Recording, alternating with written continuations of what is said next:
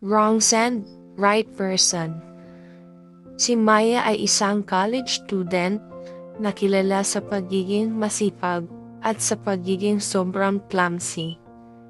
Laging may nahuhulog, natatapilok, o nami-missend na message. Isang gabi, nag-rant siya sa best friend niya tungkol sa crush niyang suplado sa school. Nag-type siya ng mabilis. Grabe crush ko. Ang gwapo, pero parang refrigerator. Malamig. Pinindot niya ang send. After 3 seconds, napamulagat siya. Hindi sa best friend niya na send. Napunta sa crush niya mismo. Ang nakakahiya pa, na-reply agad. Refrigerator talaga? Reply ni Ethan. Gusto na lang maglaho ni Maya. Sorry, wrong send. Sagot naman ni Maya. So, guwapo pa rin naman. Reply naman ni Ethan. Napahawak na lang si Maya sa ulo niya. Oo, sagot ni Maya. After 5 seconds, okay lang. At least honest ka. Reply ulit ni Ethan. Simula noon, araw-araw na silang nag-chat-chat. Isang araw, niyaya ni Ethan si Maya na mag-coffee. Kinakabahan si Maya buong araw. Pagdating niya sa cafe, confident siyang naglakad papunta kay Ethan. At biglang nadulas sa basang sahig. Diretso siyang napaupo sa harapan ni Ethan. Biglang katahimikan. Takip bibig si Ethan. Nanginginig.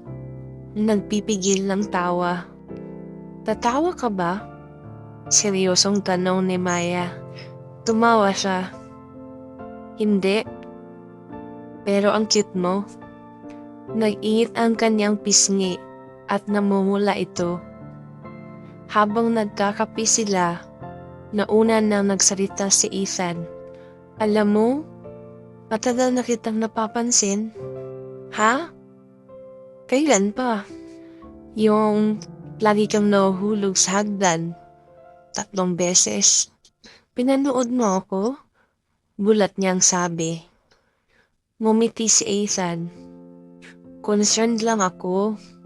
Tawa ka ng tawa eh. Hindi ko kasalanan kung natural kang comedy show. Tinapunan siya ni Maya ng tissue.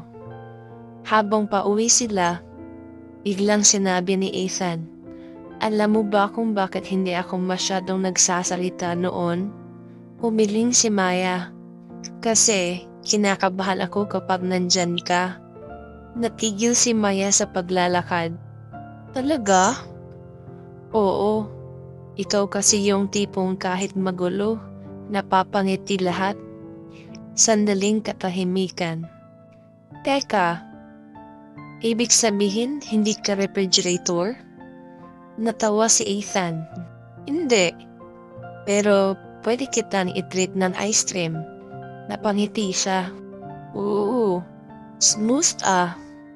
Lumapit si Ethan ng kaunti.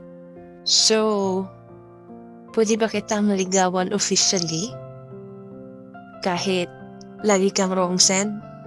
Ngumiti si Maya. Pwede. Basta hindi mo ipapaalala yung message ko forever. Too late, sabi niya. Screenshot na. Ethan!